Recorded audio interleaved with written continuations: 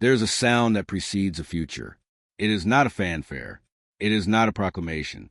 It is a low, ground-level vibration of something enormous being moved. Concrete poured in darkness, steel driven into bedrock, mountains hollowed from the inside out. It is the sound of 10,000 workers breathing in unison in the pre-dawn cold, of machinery so massive it has no name in ordinary language, of the earth itself being asked to hold something it has never held before. This is the sound that has been rising from China for the last 3 decades, and the world, only now, is beginning to hear it. Stand, for a moment, at the edge of the Tibetan Plateau, the roof of the world, for kilometers above the sea, where the air is thin as paper and the wind carries nothing but cold and silence. The sky here is a different color than anywhere else on Earth, deeper, more absolute, a blue so pure it seems geological rather than atmospheric, as though the heavens themselves were carved from the same ancient stone as the mountains below. For thousands of years, this place was unreachable, not metaphorically, literally. The passes were too high, the winters too savage, the altitude too lethal for any conventional road or rail. Armies had failed here. Empires had stopped here. Even the most ambitious surveying expeditions of colonial era had returned defeated, frostbitten, humbled. The plateau had kept its silence for millennia. Then China decided to build a railway through it.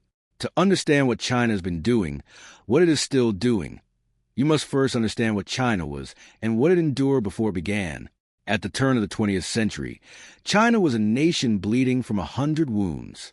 The Opium Wars had cracked its sovereignty like a shell. Foreign powers had carved concessions from its coastlines. The last dynasty had collapsed in 1912 under the weight of its own exhausted grandeur. Decades of civil war followed. Then Japanese invasion. Then more war. By 1949, when the People's Republic was declared, the nation was spent, rural, fractured, its infrastructure primitive, its people exhausted by a century of relentless catastrophe. The poverty was not marginal. It was total. It was the poverty of civilization that had once invented paper and gunpowder and movable type, reduced now to a nation where hundreds of millions had never seen electric light. What happened in the decades that followed is one of the most dramatic economic transformations in recorded human history. Not simply growth, metamorphosis. A caterpillar dissolving inside its own cocoon and rebuilding itself, atom by atom, into something the world has no adequate word for yet. By the first decade of the 21st century, China was building the equivalent of a new mid-sized American city every single year. It was pulling 400 million people out of poverty in a single generation, the largest reduction of human suffering in the history of the species. And it was building with a scale and a speed and a relentlessness that had no historical precedent. Building things that engineers and other nations studied not to copy, but simply to understand, to confirm that what they were seeing was real. This is a story of what it built, and what it is still building, and what it tells us about the century that is coming. Begin with the railway. The Qinghai-Tibet Railway remains, by almost any measure, the most audacious single feat of civil engineering ever completed on this planet. Over 1,900 kilometers of track, reaching elevations of 5,072 meters above sea level, the highest railway in the world, by a margin so vast the second place contender barely registers as competition. More than 500 kilometers of that track runs across permafrost, frozen ground that shifts and heaves with temperature, that swallows foundations and cracks concrete, and has defeated engineers on every continent that has tried to build across it. The challenges were not merely technical. They were physiological. Workers labored in air with 30% less oxygen than at sea level. Altitude sickness was not an occasional inconvenience. It was a constant, silent adversary. Mobile altitude chambers were kept on site for emergencies. Oxygen was piped directly into the passenger cars of the trains that would eventually run the route, because the cabins had to be pressurized like aircraft. The engineers had to invent new technologies because existing technologies were simply insufficient. Thermostat cooling systems were drilled into the permafrost to keep the ground frozen year-round, preventing the thaw and collapse cycle that would have destroyed conventional track foundations. Elevated viaducts were built across the most unstable sections, not because it was cheaper, but because touching the ground itself was too dangerous. The railway opened in 2006. It connected Lhasa, a city that for centuries could only be reached by weeks of brutal overland travel, to the Chinese rail network. Travel time from Beijing to Lhasa, 48 hours, on a train that climbs higher than the base camp of most Himalayan expeditions. Standing at the window of that train as it crests the plateau and the world falls away beneath you on all sides, the sky enormous, the silence absolute save for the rhythmic percussion of wheel on rail, is to understand at a visceral level that something has changed in the relationship between human ambition and physical reality. The mountain did not move. The railway simply went through it. Now move east. Come down from the plateau into the vast, humid lowlands of central and eastern China, where 300 million people live in a density that makes the European continent seem sparsely populated. The rivers here are ancient and enormous. The Yangtze, 4,000 kilometers long, draining a basin the size of Western Europe, has been the commercial and cultural artery of Chinese civilization for 5,000 years. It has also been a killer. In 1931, flooding along the Yangtze and its tributaries killed between 1 and 4 million people. Estimates vary, but every estimate is catastrophic. The river has flooded major portions of its basin dozens of times across recorded history, each event measured not in property damage but in mass death, in villages simply erased, in millions of people made instantly homeless in the heat of a Chinese summer. The dream of taming the Yangtze was ancient. Sun Yat-sen, the father of the first Chinese republic, proposed a dam at the Three Gorges in 1919. For 80 years, the idea lived and died and was revived and debated and shelved.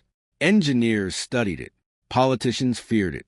The logistical scale alone, the relocation of over 1 million people from the flood zone, the drowning of 2 ancient cities and over 1,000 villages, the transformation of a 600-kilometer stretch of one of the world's most spectacular river gorges into a reservoir, seemed to exceed what any government could manage without catastrophe. In 1994, China broke ground. 11 years later, the Three Gorges Dam was complete. It remains the largest power station in human history. By total generating capacity, nothing else comes close.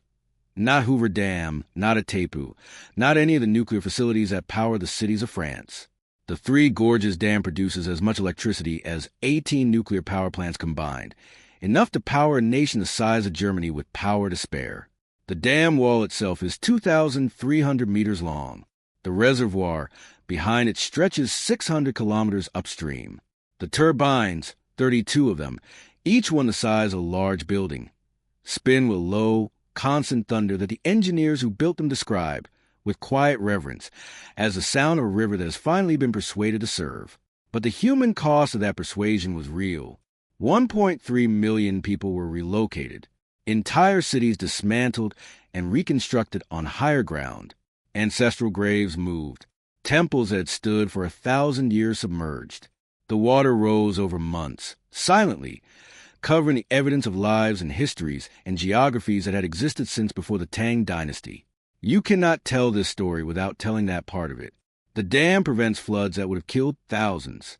The dam generated the electricity that helped pull hundreds of millions from energy poverty. And the dam required a sacrifice from those million people that no economic calculation fully captures. The loss of place, of continuity, of the particular silence of a valley that no longer exists. Civilizations always build on something. Usually it is the past. Now look up. Specifically, look up at the skylines of cities that did not exist 30 years ago. Shenzhen in 1980 was a fishing village of 30,000 people on the Pearl River Delta, separated from Hong Kong by a border that might as well have been a wall between worlds. The special economic zone established there that year was an experiment, a calculated bet that if you cleared regulatory space and invited foreign capital and let market forces move within a defined geography, something might happen. What happened was one of the most explosive urban expansions in the history of the species. Today, Shenzhen is home to over 17 million people. Its skyline rivals Manhattan. Its tech sector rivals Silicon Valley. Companies born in Shenzhen, Huawei, Tencent, DJI, are not regional firms. They are global forces, reshaping how the world communicates, how it plays, how it sees itself from above. But Shenzhen is only the most famous example of a process happening simultaneously across hundreds of Chinese cities. Entire new urban centers, places with subway systems and airports and universities and hospitals and glass and steel skyscrapers, materialize in what was farmland within living memory. Cities that house more people than most European nations, built in 10 years from empty ground. The construction statistics are almost meaningless because no unit of measurement feels adequate to contain them. Between 2011 and 2013 alone, a period of 24 months, China poured more concrete than the United States used in the entire 20th century. Read that again. More concrete in 2 years than America used in 100. The cranes on the horizon of a Chinese city are not a sign of development. They are the permanent condition of civilization in continuous self-construction, building toward a future it has already seen clearly in its own planning documents, a future the rest of the world is only now beginning to comprehend. But the most quietly revolutionary thing China built in the 21st century did not look like a dam or a skyscraper or a railway disappearing into a mountain. It looked like a train moving in silence at 350 kilometers per hour through the flat, hazy countryside of eastern China. Its white nose pointed forward like an arrow that has already arrived at its destination before the eye can track its departure. The high-speed rail network. China did not invent high-speed rail. Japan built the Shinkansen in 1964. France had the TGV. Germany the IC. The technology existed. Other nations had proven it worked. What China did was scale it. In 2008, China had 350 kilometers of high-speed rail. 15 years later, it had over 45,000 kilometers, more than the rest of the world combined. Every major Chinese city is now connected to every other major Chinese city by trains that travel faster than most aircraft crews, departing every few minutes, running with a punctuality that shames the aviation industry. The effect on human geography is profound in ways that take time to fully register. Cities that were once culturally and economically isolated, separated by mountain ranges, by rivers, by the sheer physical distance of nation-continent, are now effectively neighbors.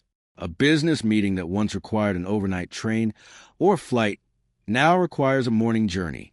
A family separated across provinces by poverty and distance can now afford to close the gap. The high-speed rail network did not merely move people faster.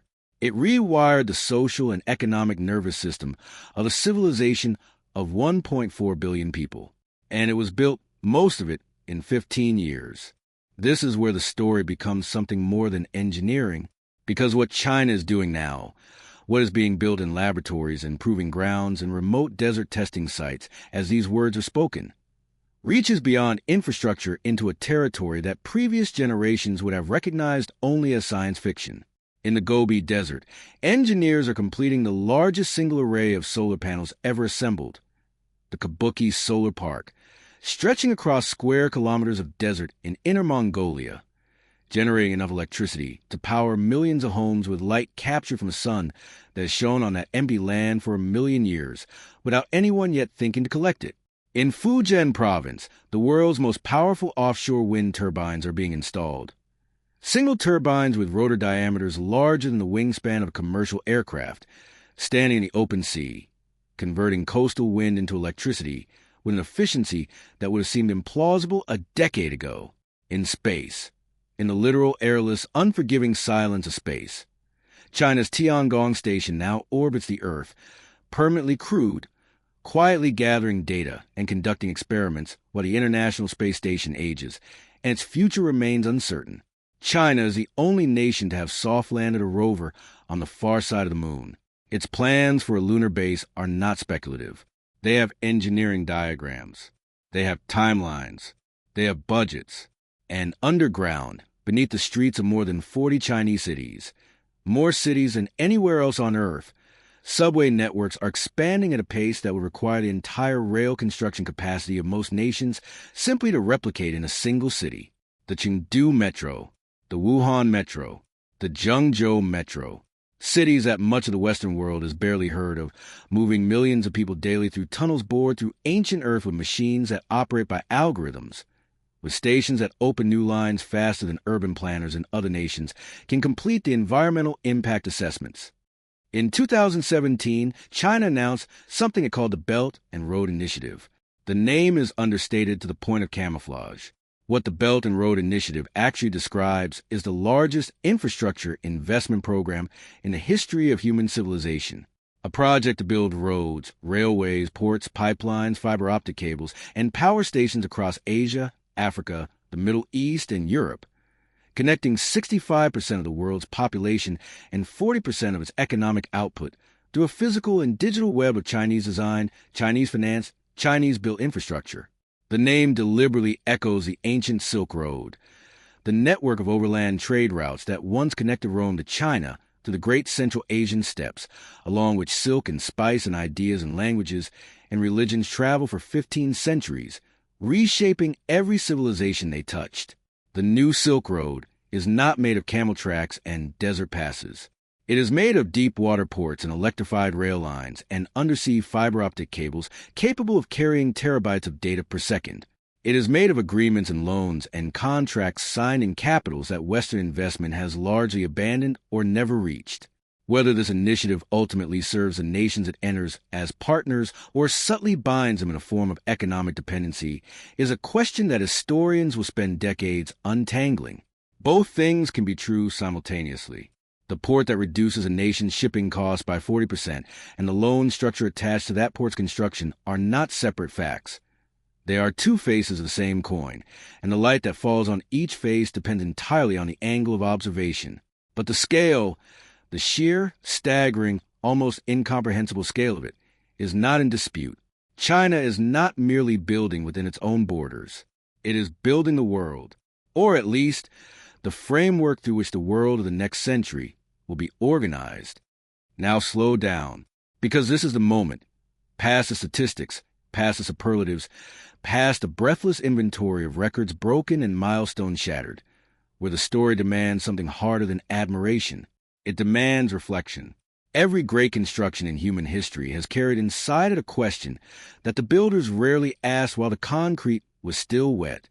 The Romans built roads that remain the skeletal structure of European geography 2,000 years later, and those roads served the legions that enforced Roman domination over dozens of peoples who had no say in the building.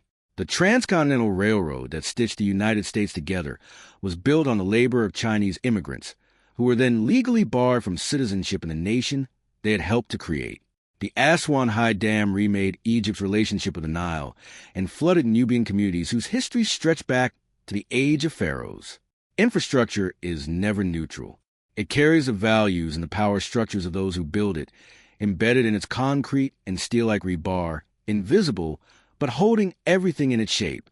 China's megaprojects have lifted hundreds of millions of people from poverty with a speed and completeness that no previous society has achieved, and that remains one of the most significant moral facts of the 21st century. The electricity, the mobility, the connectivity, the economic opportunity that these projects enabled, these things are not abstractions. They are children who grew up in lit houses. They are women who built businesses because a road finally connected them to a market. They are lives that were longer and less painful and more full of possibility than the lives of their parents. These things are real. They must be said. And the communities displaced by the Three Gorges Reservoir are real. The environmental toll of the world's largest concrete pour is real. The nations whose decision-making sovereignty has been quietly constrained by belt and road loan structures are real. Great civilizations do not build in innocence. They never have. The question is not whether to build. The question is what you are willing to see while you are building, and what you are willing to account for when it is done. There is a particular light that falls on the South China Sea in the late afternoon. The water turns a color that has no name in English, somewhere between jade and pewter and a memory of copper, and the sky above it, in the hour before dusk, becomes a slowly deepening archive of rose and gold. On islands that did not exist 30 years ago, artificial islands, built from coral and sand dredged from the seafloor, constructed with the same patient, relentless methodology that has characterized everything China has built in this era, military installations and radar arrays and runways long enough for fighter aircraft now stand in that light. The South China Sea is a different kind of megaproject, one built not from the engineering logic of human benefit, but from the ancient, enduring logic of power. of geography as destiny, of the nation that controls the waterway, controls the century.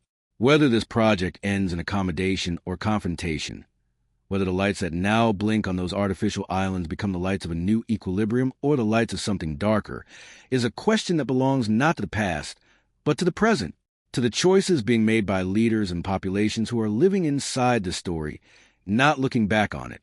History, when you are inside it, does not feel like history. It feels like weather, enormous and imminent and impossible to fully see. Every civilization leaves its monuments behind, its cathedrals and its colosseums, its pyramids and its great walls, its bridges and its dams and its highways that stretch the horizon, and then beyond it. We look at those monuments, and we think we understand the people who built them. We think we can read in the stone the mind of the civilization, the shape of its ambitions, the nature of what it valued, and what it was willing to sacrifice in the name of building something that would outlast the builders. Perhaps we are right. Perhaps the monuments do speak, but they speak slowly, and they speak in a language that only becomes fully audible long after cement is dried, and the workers have gone home, and the politicians who cut the ribbons have turned to dust. We are watching China build its monuments now, in real time, in the full, bewildering present tense, and we are too close to read them completely, too inside the moment to see the full shape of what the moment means. What we can say, what the evidence of the concrete and the steel and the fiber optic cable and the high-speed rail and the space station circling overhead insist upon, is that something is happening here that has never quite happened before at this scale, at this speed, with this combination of ancient civilizational intention and modern technical capability. Something is being built, not just in China, for the world.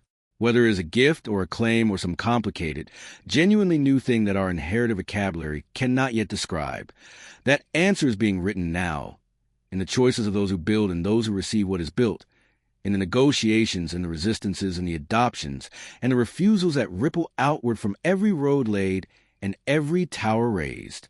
The future is not somewhere ahead of us, waiting patiently for our arrival.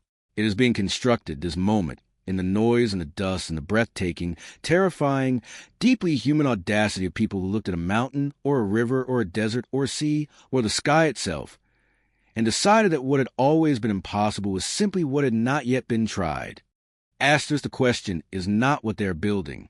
The question is what we will build, and whether we will be honest enough to ask, while the cement is still wet, what it will cost and who will pay.